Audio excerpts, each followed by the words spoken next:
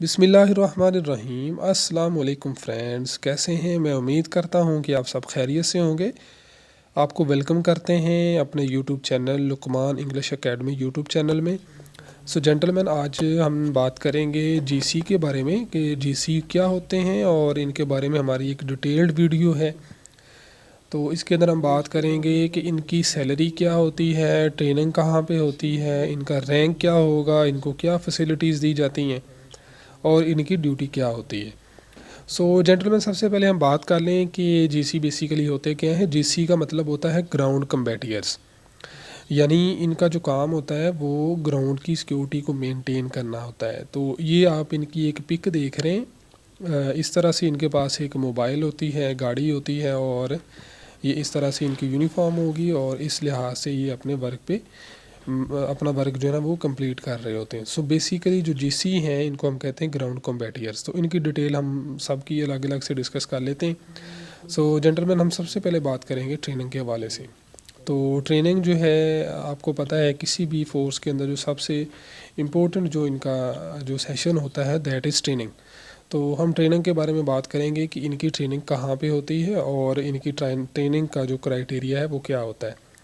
तो almost same इनका जो क्राइटेरिया होता है, जैसे हमने एरो ट्रेड में बात की थी कि इनकी दो जगहों पे ट्रेनिंग हो रही होती है। तो एक इनकी पीटीटीएस को हार्ट है और दूसरा जो है ना वो कुरंगी एटीटीएस कुरंगी के अंदर। सो एनी हाउ हम बात कर लें फिर भी कि इनकी जो बेसिक ट्रेनिंग है वो पीटीटीएस को हार्ट के अंदर 6 माह की इनकी ट्रेनिंग होती है बेसिक। तो जितने भी ट्रेड होते हैं ऑलमोस्ट इनकी जो है ना वो बेसिक जो ट्रेनिंग है वो 6 माह की होती है। तो ये पीटीटीएस कोहार्ट, इसका मतलब है pre trade training school cohort, वहाँ पे 6 माह की ट्रेनिंग होती है। उसके बाद जो इनकी एडवांस ट्रेनिंग जो है उसके लिए इनको करंगी क्रीक कराची भेजा जाता है। तो वहाँ पे इनकी एटीटीएस होती है, यानी एडवांस ट्रेड ट्रेनिंग स्कूल होता है वहाँ पे। तो इनकी एडवांस ट्रेनिंग वहाँ पे होती है। तो यहाँ पे थोड़ा सा डिफरेंस है एरो ट्रेड का। तो इधर आके थोड़ा सा एरो ट्रेड का और जीसी की ट्रेनिंग का फ़र्क आ जाता है। तो इसको हम नेक्स्ट जाके इंशाल्लाह डिटेल में बात करेंगे। तो बहरहाल इसमें हम बात कर लें जी, इनकी जो सैलरी है दैट इज़ वेरी इंपॉर्टेंट। तो इनको अप्रोक्सीमेटली ड्यूरिंग ट्रेनिंग जो सैलरी है ऑलमोस्ट वो इनको 18,000 रुपया दी जा रही होती है। यानी जब आप ट्रेनिंग में होते हैं तो उस वक्त आपकी बेसिक जो सैलरी है, सॉरी, जो आपकी स्टार्टिंग सैलरी होगी वो तकरीबन 18,000 होगी। समथिंग अप एंड डाउन हो सकती है। तो उसके बाद ट्रेनिंग के बाद इनको 3 से 4 किस्म के अलाउंस लग जाएंगे और इनकी जो सैलरी है वो तकरीबन 24,000 के करीब चली जाती है। ठीक है जी, या समथिंग 24,000 समथिंग इनकी सैलरी होती है। तो इसको भी मैं थोड़ा सा एंड पे जाके थोड़ा सा डिटेल में बताता हूँ आपको कि इनकी सैलरी का बेसिकली किस तरह से होता है। एनीवे, तो इनके जो रैंक्स की अगर हम बात करें तो याद रखें जितने भी एरो ट्रेड के रैंक्स हैं, जो भी ब्रांच है, जैसे हमने पहले एरो ट्रेड की बात की, आज हम बात कर रहे हैं जीसी के ऊपर, इसके बाद हम बात करेंगे प्रोवोस्ट के ऊपर। तो जितने भी इनके ट्रेड हैं सब की जो स्केल्स हैं या रैंक्स हैं वो एयरक्राफ्ट मैन से ही शुरू होते हैं, यानी इनको एसी कहा जाता है। उसके बाद होता है लीडिंग एयरक्राफ्ट मैन। ठीक है, तो इसके इस तरह से हम बात करेंगे। इनके ऊपर एक अलग से हमारी एक वीडियो होगी इंशाल्लाह, इनके जो रैंक्स होते हैं वो किस तरह से होते हैं, ताकि आपको इसके बारे में भी नॉलेज होना चाहिए। तो बट एनीवे, यहाँ पर हम आपको बताते चलें कि जो इनका रैंक है, जीसी का जो रैंक होगा वो भी इधर से ही स्टार्ट होगा, यानी एयरक्राफ्ट मैन ही इनका रैंक होगा, यहीं से इनका रैंक स्टार्ट होगा। ऐसे ही हमने जो बात की थी जब एरो ट्रेड की, तो एरो ट्रेड की भी यहीं से ही इनका जो रैंक है वो स्टार्ट होता है। ओके जी, मोस्ट इम्पोर्टेंट जो है वो बात हम कर लें, दैट इज़ फैसिलिटीज़, कि जीसीस को कौन सी फैसिलिटीज़ दी जाती हैं, क्या क्या सहूलियात होती हैं और कौन कौन से इंसेंटिव जो जीसी को पाकिस्तान एयरफोर्स की तरफ से दिए जाते हैं। सो जेंटलमैन, ये एक ऐड है, उस ऐड की मैंने एक तस्वीर आपको दिखा रहा हूँ। ये ऑलमोस्ट जितनी भी आपकी आप चाहे आप शॉर्ट सर्विसेज कमीशन में जा रहे हों, कमीशन में जा रहे हों, नॉन कमीशन हो, एयरमैन हो, जो भी आप इसको कह लें, तो जितने भी आपके ट्रेड हैं सबको ये वाली सेम सहूलियात दी जा रही होती हैं। सहूलियात कौन सी होती हैं मैं इसको थोड़ा सा आपको बता देता हूँ। सबसे पहले तो ये है कि जो आपके अलाउंसेस होते हैं वो इनका एक उसूल होता है, उसके अकॉर्डिंगली आपको दिए जाते हैं। उसके बाद ये कि अगर आप अनमैरिड हैं तो आपको फ्री मैस होगा और रेजिडेंसी भी दी जाती है। तो बहुत सारे गवर्नमेंट इंस्टीट्यूशन ऐसे होते हैं जहाँ पर फ्री मैसिंग नहीं होती। तो ये एयरफोर्स की खूबसूरती है कि यहाँ पर ये फ्री मैस आपको दिया जाता है और बड़ा शानदार किस्म का मैस होता है। ओके, जो आप शादीशुदा हैं तो आपको अलहदा से एक जो घर है वो आपको दिया जाएगा, बेहतरीन किस्म का घर होगा।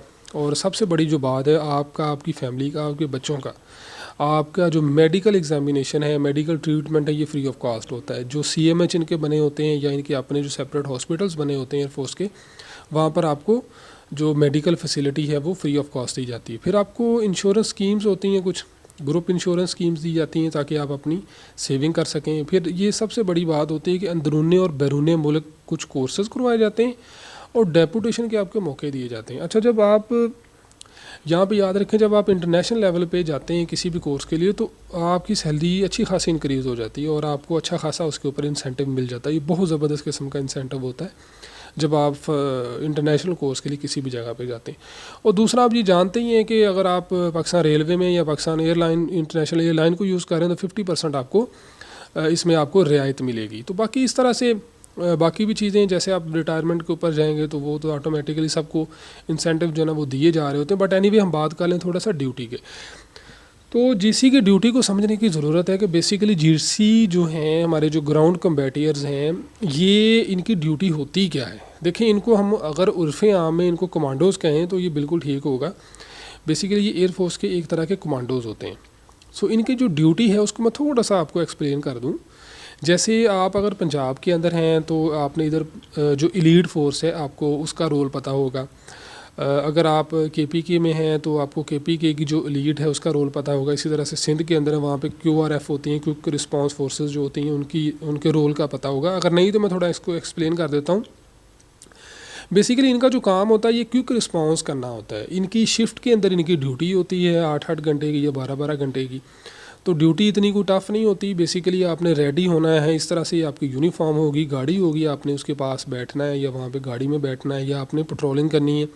जो भी आपको ड्यूटी डिफाइन की जाती है, सम टाइम ड्यूटी चेंज हो जाती है। ओके, तो इनकी ड्यूटी जो है वो बेसिकली ग्राउंड की सिक्योरिटी को मेनटेन करना है। यानी जितनी भी ग्राउंड की सिक्योरिटी होगी ये उसके रिस्पॉन्सिबल होंगे। खुदा न खास्ता कोई अटैक हो जाता है तो ये फ़र्स्ट रिस्पॉन्डर होंगे, ये टेररिस्ट के साथ ये फ़र्स्ट पे जाके फ़ाइट करेंगे। ठीक है, इनका काम है कोई भी रिटेलिएशन आती है ग्राउंड की तरफ से, बेसिस की सिक्योरिटी इनकी अपनी होती है। अगर ग्राउंड की तरफ से कोई सिक्योरिटी का अगर कोई इश्यूज़ आ रहे हैं तो जो GCs हैं, ग्राउंड कम्बैटियर्स हैं, एयरफोर्स के जो कमांडोज़ हैं, ये बेसिकली इन्होंने अपना रोल प्ले करना होता है। अच्छा, उसके बाद मैं आपको बताता चलूँ कि हमने पहले जो वीडियो, इस पर लिंक भी मैंने डिस्क्रिप्शन के अंदर दिया हुआ है, जो वीडियो हमने बनाई है वो है एरो ट्रेड के बारे में। एरो ट्रेड के ऊपर और इनके ऊपर जो सैलरी का थोड़ा सा ये होता है कि जो ग्राउंड कम्बैटियर्स होते हैं इनकी अमूमन 1500 सैलरी इनकी कम होती है। GCs की सैलरी इनकी निस्बत कम होती है।